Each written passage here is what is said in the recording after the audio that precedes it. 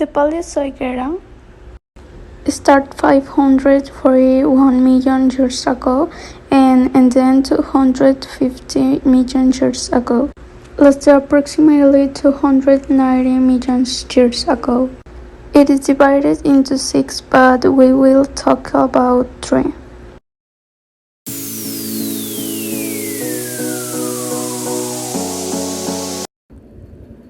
Let's talk about the environmental conditions about this era. We know that Mesozoic era divides in three periods: Triassic, Jurassic, and Cretaceous. Let's start with the Triassic. In the Triassic period, speaking of variety, it was very similar to the present one, since it presents great extensions of forests, dry deserts, and open grasslands. The climate was generally hot and dry, with monsoonal polar regions and no ice caps, thanks to carbon dioxide levels 3 times higher than today. Reptiles were the dominant species, and they were found in air, water, and land.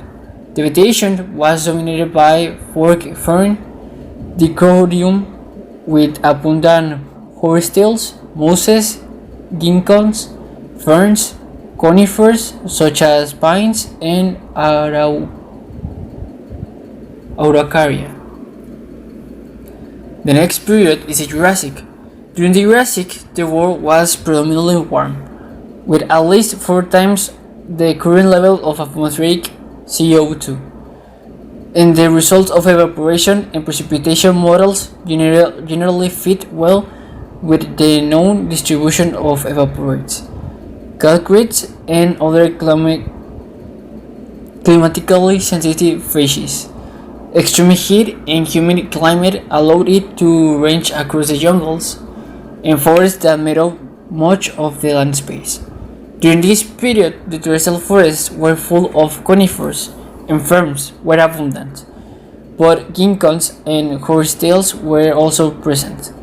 Ginkgo forest and two conifer forests overlooked the entire landscape. At this time, sauropod dinosaurs and large reptiles stood out substantially, although Posteriors continued to be predominant. And finally, the Cretaceous. Back then, Earth was a lot warmer than it is today, and there was little or no ice at the North Pole or South Pole.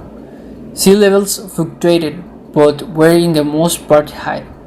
In fact, at the time sea level were 170 meters higher than today. Shallow seas formed, driving some continents.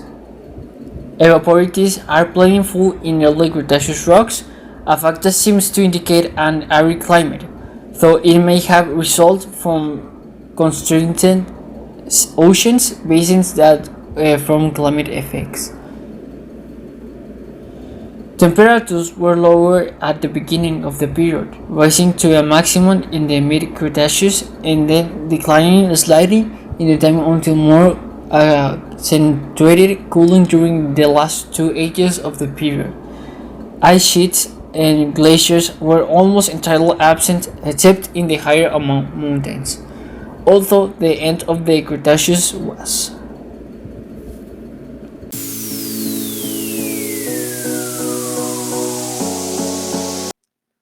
Hello, my name is Luis Medina, and I will be explaining Earth conditions from the Triassic, Jurassic, and Cretaceous eras.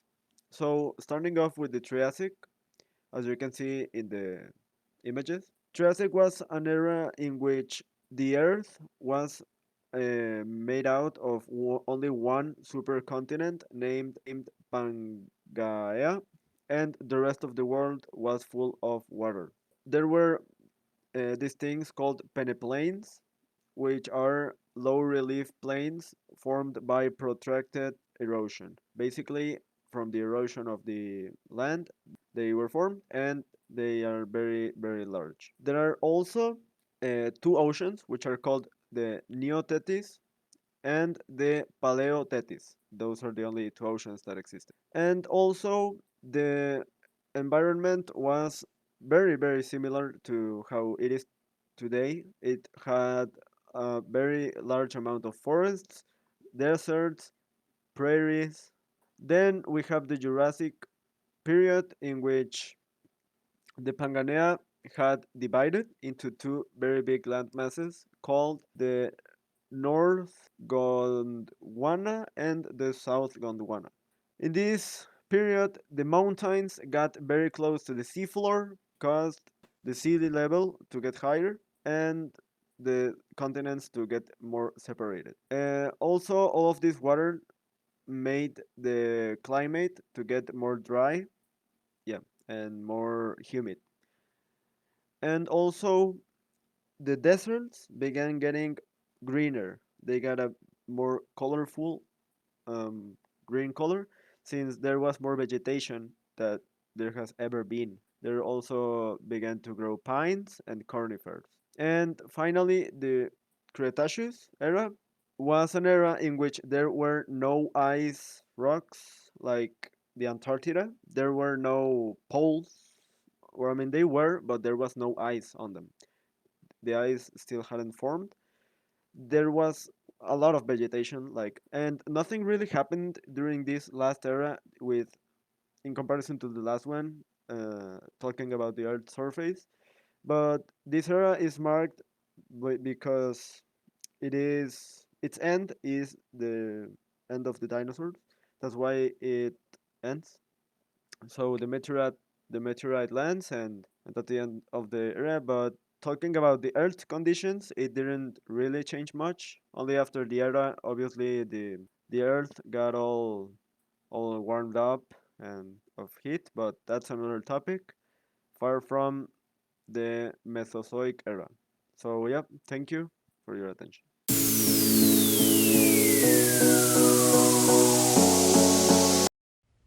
The Panerozoic, it is divided into three major areas. The Devonian period, approximately 490 to 359 million years ago. It is often referred to as the age of fishes due to the diversification of fish species during this time. The first amphibians also emerged during the Devonian, transitioning from aquatic to terrestrial habitats. The Carboniferous period is also known for its vast swamp forests that eventually gave rise to coal deposits. The first reptiles appeared and insects almost underwent significant revolution.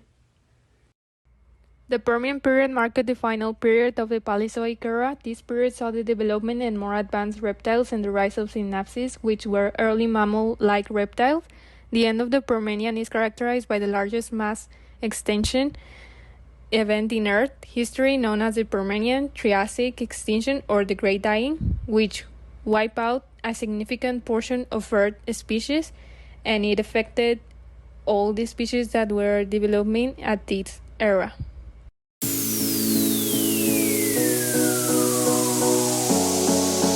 Hello, my name is Sebastian Jimenez, and I will explain the types of plants that inhabited during the Mesozoic era, which are ferns, sphenopsids, and lycopods. Ferns have roots, stems, and leaves, like regular flowering plants. However, unlike these, ferns do not have flowers or seeds. Instead, they usually reproduce sexually by tiny spores or sometimes can reproduce vegetatively. Sphenopsids are specimens of the modern genus that show the strong node-to-node morphology, whorled arrangement of parts, reduced leaves, ridged and grouped stems, hollow stems characterized by a large empty pith cavity, terminal strobili, and clonal rhizomes.